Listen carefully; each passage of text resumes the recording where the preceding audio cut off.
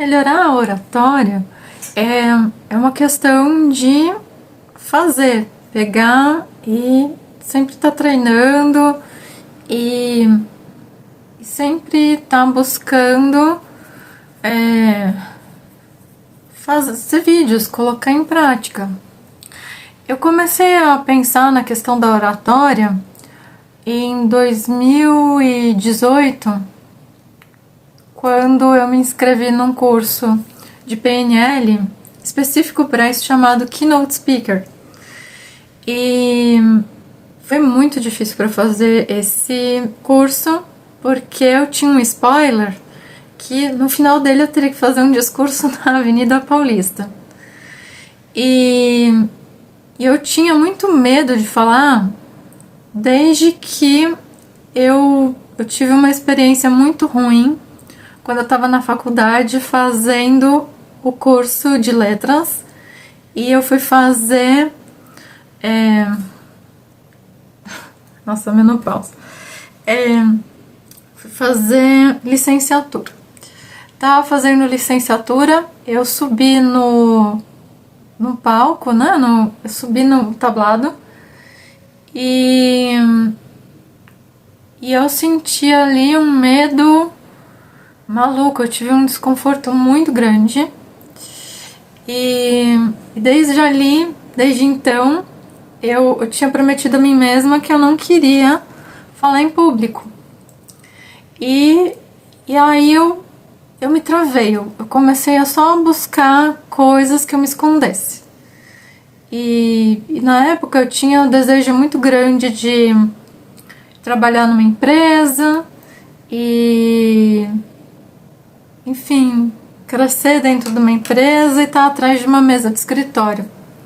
Só que é engraçado que a vida foi me levando a coisas que deram errado continuar com isso.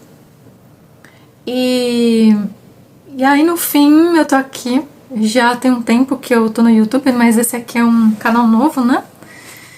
E aí eu notei que a vida me cobra que eu fale e que eu me exponha e que eu fique diante das câmeras.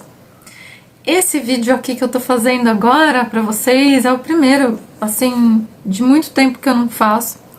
Inclusive eu recebi uma notificação do meu outro canal que não podia mais ser monetizado. E eu quero experimentar esse canal aqui pra ter mais constância.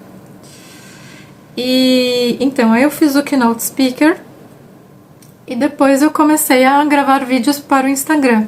Mas não com direcionamento e nem assim usando marketing digital. Eu comecei a pegar alguns temas que eu gostava e comecei a abrir a câmera e falar, pelo menos 1-2 vezes por semana, mais ou menos.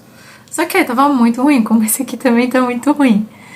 E aí eu notei que eu comecei a melhorar com aquela constância.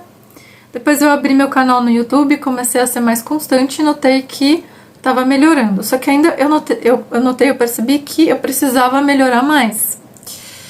E então eu fui fazer curso de oratória. Eu fiz 2 cursos de oratória. Em 2024 eu comecei a fazer teatro. E o teatro principalmente me trouxe bastante desenvoltura. Apesar de que eu sinto às vezes que eu estou travada, eu tenho dificuldade se eu não tenho constância, inclusive com o próprio teatro. É uma coisa engraçada que se eu não me identifico muito com a personagem, eu não tenho muito engajamento. Eu não engajo dentro do que eu tenho que fazer.